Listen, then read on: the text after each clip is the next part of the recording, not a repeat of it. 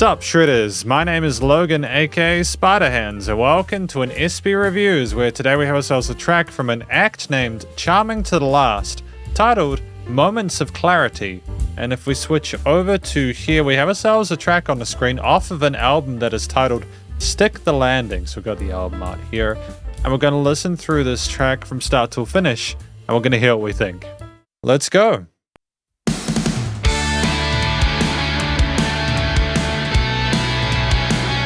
Straight to the point.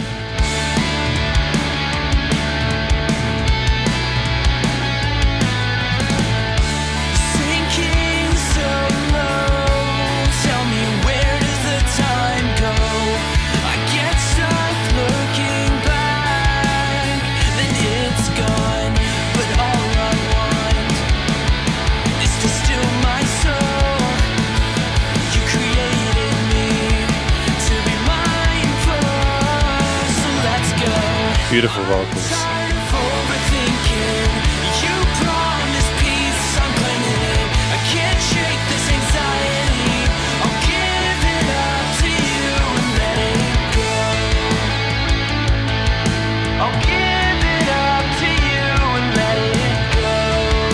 A little bit of crispness on the side with those vocal effects, but that's cool.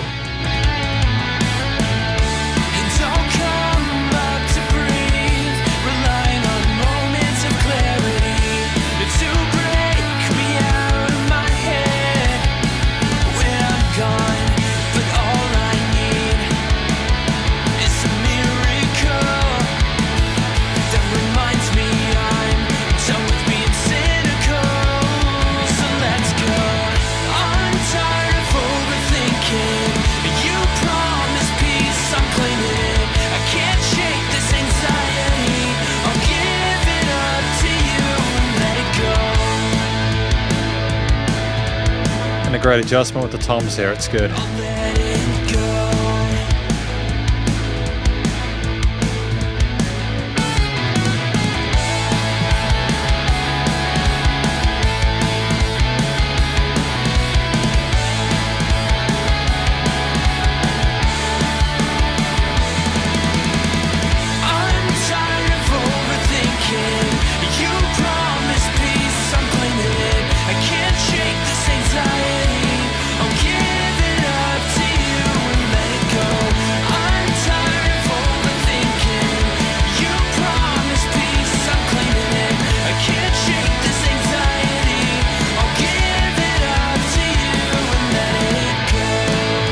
Really well handled. Let it go.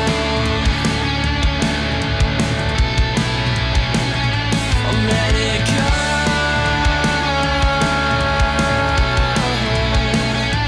Let it go.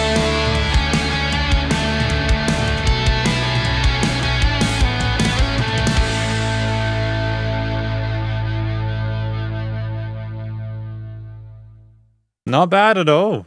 No, that's really impressive. I'm really happy with that. The first track off of the album, Stick the Landing, Moments of Clarity, there's something just really special about it. We're going to talk about that and a lot more in the conclusion, but it's probably going to be quite a positive review.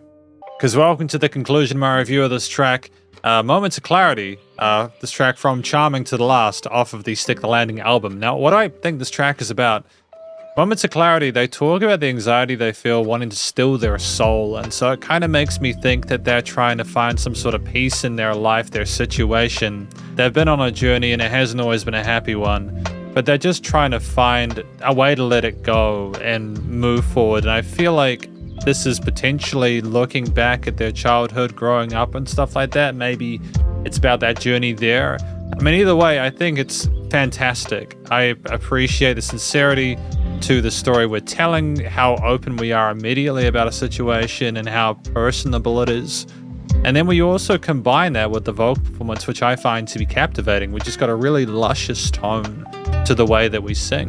It's very fragrant in that mid to upper range there, and sits neatly in amongst the guitars and bass and drums that we have peppered throughout the arrangement behind it. We are eloquent regardless of whether we're doing mains or double tracking or doing other vocal harmonies in other sections. There are distinct sort of melodic ideas per part, and we express ourselves in a way emotively that makes sense with the subjects that we're discussing here. We're not trying to be too sort of like intense about it, because I think we are trying to find that peace.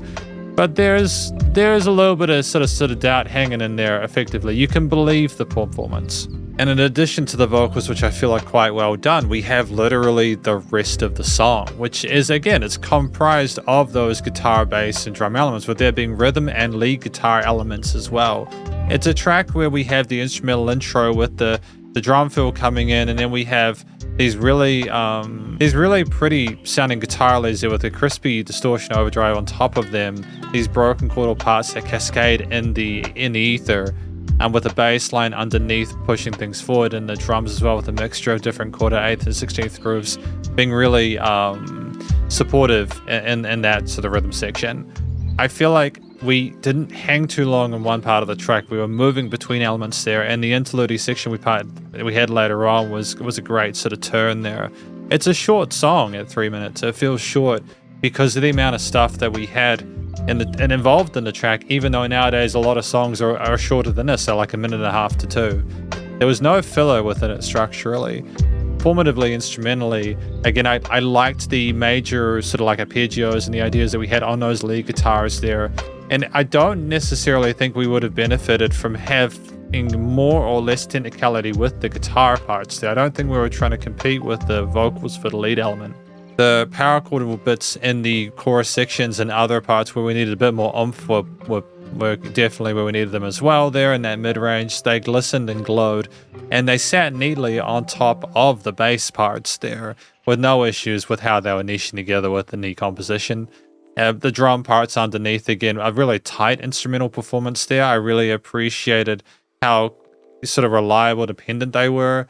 I also think that the change to the toms in that interlude section later on was great. The fill transitions we had were meaningful and made the track even more interesting. And ultimately, it was a song that was really well performed, and I think is a great first impression to Charming to the Last in their work.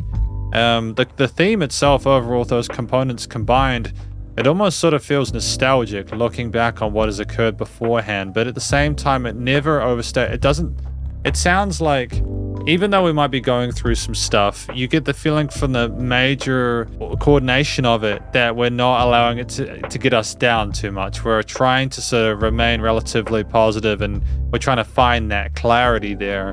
And I think the beauty of the sus and major triads within those chord progressions and lead lines kind of makes you sort of relate that to that, and all the dots become connected.